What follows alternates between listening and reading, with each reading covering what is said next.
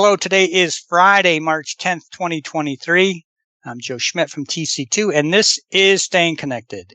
This past January, we recorded a podcast that highlighted why telecom and other technology expense management continue to be so important in 2023.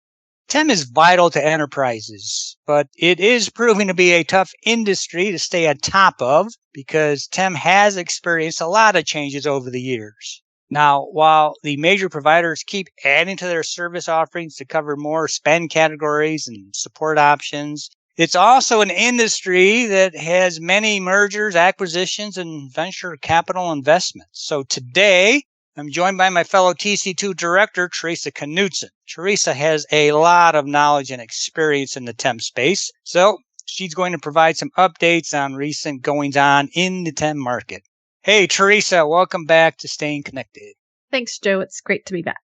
Okay, so let's talk a bit about the TEM marketplace and the key suppliers, just to help level set, because I, for one, find it tough to stay up to date.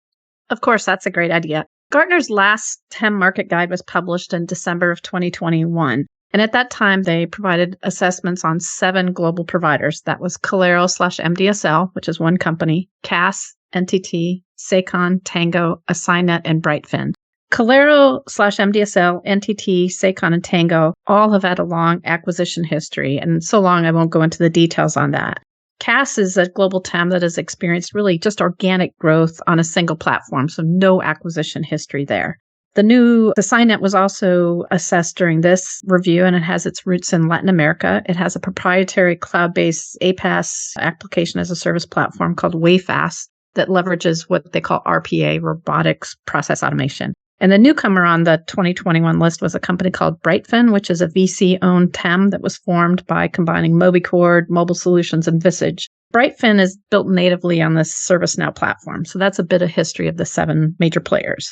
And there was a frenzy of TEM market merger and acquisition activity in the early 2000s, right?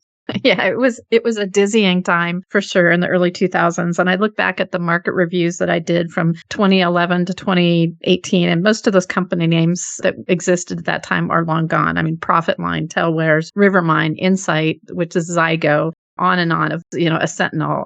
All of those companies now have been merged and acquired by others. Okay, so what's been happening lately?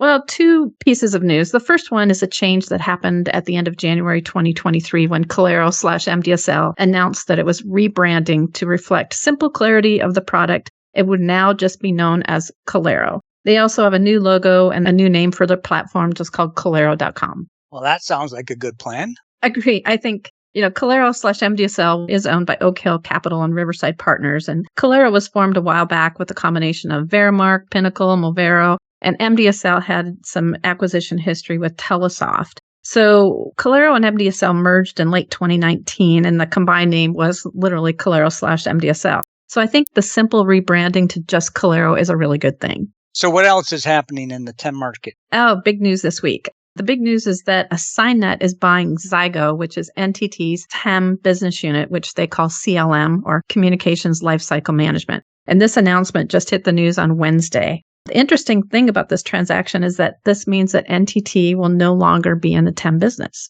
I think that AssignNet's acquisition of NTT's CLM business is really a good thing. I mean, it brings together 2 separate strengths of each company. AssignNet has a very advanced RPA-based platform, but has maybe less robust service and client support offerings. And as you guys know, effective TEM is really made up of a strong platform coupled with strong people to identify, raise, and resolve audit disputes, to proactively identify savings opportunities and provide great customer support, all of which are really strengths of NTT. So the combined company will have around 400 employees, and the combination really brings together, again, the strength of AssignNet and NTT. And also, AssignNet has Latin American roots and has a presence there, which is often a service area gap for many TEMs. Hey, Theresa, what does this mean for customers of AssignNet and NTT and for companies who are actively in the TEM market right now and may have both AssignNet and NTT bidding on the same business? Well, let's talk about current customers first.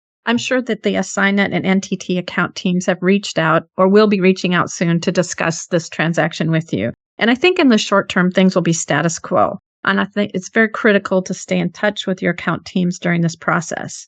Likely customers who are on the NTT platform will see enhancements in the future as additional functionalities are brought in from the AssignNet tool. So some good things there. And I think if you're a customer of AssignNet, you likely won't see any platform changes, but you should see service and support improvements as NTT's processes and teams are leveraged. And for companies who are actively in the market right now and may have both AssignNet and NTT competing in an RFP, I suggest you reach out to your contacts at both those companies and schedule a group discussion with all the parties to discuss how you want to proceed forward. I mean, likely they would want to just put together one bid versus competing against each other at this point in time. Hey, I'll be honest, Theresa, I'm glad you stay on top of the TEM industry because in my view, it's unlike buying other ICT technology and services. And honestly, I think it's a bit of a specialization. Yeah, it really is. But it's also an exciting market right now. There's many advancements in technological capabilities, and the service offerings are expanding from provisioning support, RPA advancements, system integrations with ServiceNow or Remedy,